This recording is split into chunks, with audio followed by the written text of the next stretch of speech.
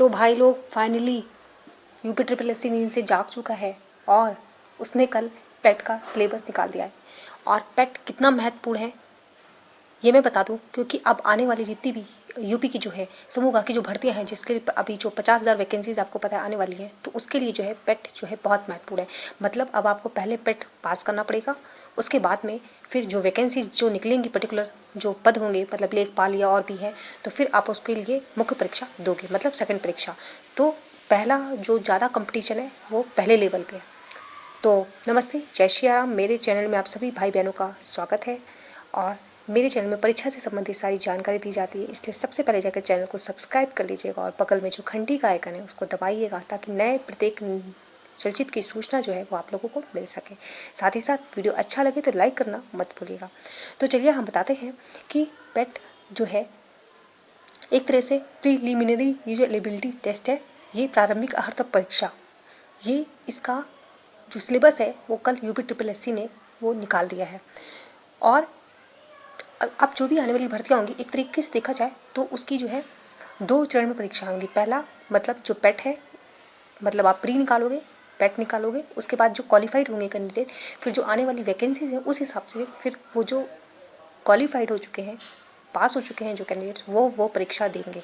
और जो लोग पेट से बाहर हो चुके हैं फिर वो अगले साल का वेट करेंगे, पेट देंगे, तब ऐसा होगा। ठीक है, मतलब ये एक समझ रहे कितना बड़ा टूल है कि अब आपको पेट क्वालिफाई करना ही पड़ेगा और सबसे ज़्यादा कंपटीशन पेट में है। ठीक है, सबसे महत्वपूर्ण बात बता दें कि ये सारी चीज़ें आप लोग नोट डाउन कर लीजिएगा ताकि याद रहे आप लोगों को कि इसमें जो है 1/4 नेगेटिव मार्किंग है। जी हाँ, तो आपको तुक्का जो है बहुत लगाना नहीं है, मतलब कम, जहाँ पे आपको 50-50 का रेशियो हो। ठीक है, और इसका सिलेबस पूरा निकाल दिया गया, जो आप लोग यूपी ट्रिपल एस सी की साइट पर जाकर स्वयं से भी डाउनलोड करके देख सकते हैं। साथ ही साथ आपने कुछ समय पहले ये समाचार भी देखा था कि 50,000 जो भर्तियाँ हैं सरकारी विभाग की, वो अब पेट के माध्यम से ही होंगी। ठीक है, उसमें जो है बहुत सारी भर्तियाँ हैं।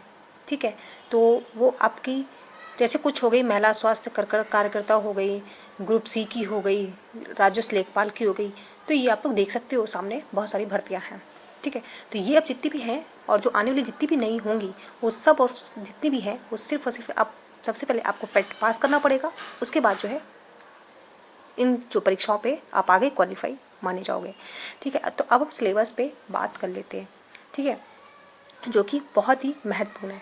जैसा कि आपने देखा यहाँ पे सामने प्रश्नों की संख्या 100 है, परीक्षा की जो अवधि है वो 2 घंटा होगी और पूर्णांक 100 है। सबसे पहले इतिहास के सिलेबस की बात करें तो यहाँ पे 5 प्रश्न आएंगे, 5 अंक लिखा हुआ है। ठीक है, तो मतलब 5 प्रश्न, क्योंकि 1 अंक 1 प्रश्न। ठीक है, तो इसमें सिंधु घाटी सभ्यता है, वैदिक संस्कृति, बौद्ध, जैन, मौर्य, ये देख रहे हैं बौद्ध और जैन धर्म का है, मौर्य वंश है, गुप्त वंश, हर्षवर्धन, राजपूत काल। तो जो है ये जितने भी सिलेबस है ना, इसको आप नोट करके एक एक सिलेबस आपको पूरा करना है। ठीक है, उसके नोट्स बनाने और उसको पढ़ना है। बाकी कुछ चीज़ें आपको मेरे चैनल पे भी मैं जो है डालती रहूँगी, तो आप देखते रहिएगा। इसके बाद बात करते हैं, देखिए सल्तनत काल है, मुगल साम्राज्य है, मराठा है, ब्रिटिश राज का अभ्युदय और प्रथम स्वतंत्रता संग्राम, ब्रिटिश राज का सामाजिक आर्थिक प्रभाव। इसके बाद भारतीय राष्ट्रीय आंदोलन है, जिसमें आपका स्वाधीनता आंदोलन के प्रारंभिक वर्ष हैं, स्वदेशी तथा सविनय अवज्ञा आंदोलन, महात्मा गांधी तथा अन्य नेताओं की भूमिका, क्रांतिकारी आंदोलन तथा उग्र राष्ट्रवाद का उदय, विधायी संशोधन तथा ब्रिटिश इंडिया एक्ट 1935 और भारत छोड़ो आंदोलन, आज़ाद हिंद फौज तथा नेताजी सुभाष चंद्र बोस। तो ये आपका इतिहास का सिलेबस है। आगे चलते हैं। भूगोल का आप सिलेबस देखिए, इसमें है आपका भारत एवं विश्व का भौतिक भूगोल, जिसमें नदियां हैं, भूजल संसाधन, पर्वत, पहाड़, हिमनद, मरुस्थल और शुष्क क्षेत्र, वन, खनिज संसाधन विशेषकर भारत में। और इसके बाद में भारत एवं विश्व का राजनीतिक भूगोल, जलवायु, मौसम, टाइम जोन, जनसांख्यिकी परिवर्तन तथा प्रवास। तो ये पूरा है आपका भूगोल का सिलेबस। इसको अच्छे से जो है एक एक सिलेबस, जो एक एक पॉइंट उसके पढ़ने हैं, तभी आप परीक्षा को पास कर पाएंगे। इसके बाद अगला हम दिखाएं तो भारतीय अर्थव्यवस्था का सिलेबस आपके सामने आएगा। ठीक है, तो उसमें हम बताते हैं कि इसमें क्या है, 1947 से 1991 तक जो है आपको योजना आयोग, पंचवर्षीय योजनाएं, मिश्रित अर्थव्यवस्था का विकास, निजी एवं सार्वजनिक क्षेत्र, हरित क्रांति, दुग्ध विकास, ऑपरेशन फ्लड, बैंकों का राष्ट्रीयकरण तथा सुधार, 1991 में आर्थिक सुधार तथा उसके बाद की अर्थव्यवस्था, 2014 के पश्चात के आर्थिक सुधार कौन कौन से हुए, कृषि सुधार, ढांचागत सुधार, श्रम सुधार। ठीक है, तो ये थे आपके जैसे, और इसमें आपका आर्थिक सुधार और जीएसटी तो बहुत ही महत्वपूर्ण है आपका भारतीय अर्थव्यवस्था के लिए। ठीक है, आगे चलते हैं। तो अब आता है भारतीय संविधान एवं लोक प्रशासन। इसका सिलेबस क्या है? इसमें आपका भारतीय संविधान की मुख्य विशेषताएं हैं, राज्य के नीति निर्देशक सिद्धांत हैं, मौलिक अधिकार, कर्तव्य, संसदीय प्रणाली, संघीय प्रणाली, संघ, केंद्र शासित प्रदेश, केंद्र राज्य संबंध, न्यायिक ढांचा, सर्वोच्च न्यायालय, उच्च न्यायालय, जिला प्रशासन, स्थानीय निकाय एवं पंचायती राज विशेषताएं। ये जो है आपके संविधान से, भारतीय संविधान से संबंधित सिलेबस है। इसके बाद हम बात करते हैं सामान्य विज्ञान की। इसमें आपका भौतिक विज्ञान, रसायन विज्ञान और जीव विज्ञान ये प्रारंभिक है, उसके भी सबके 5 प्रश्न है। देखिए बगल में जो है वो प्रश्न दे रखे हैं। ठीक है, तो इतने प्रश्न आएंगे।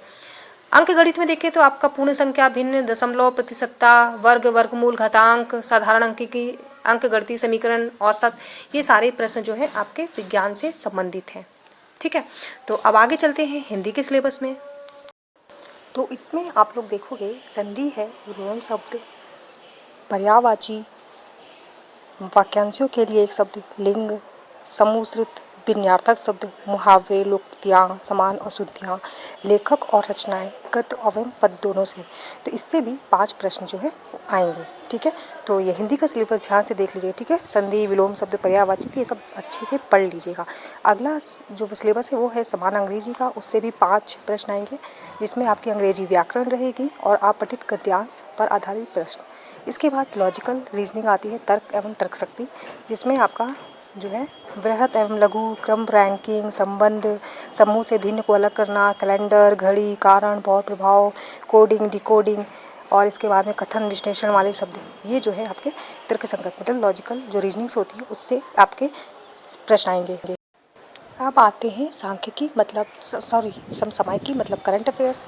तो ये तो सबको पता है कि इसके जो है बहुत महत्वपूर्ण, हर परीक्षा में इसके प्रश्न आते हैं, जिसपे 10 प्रश्न इसमें आएंगे।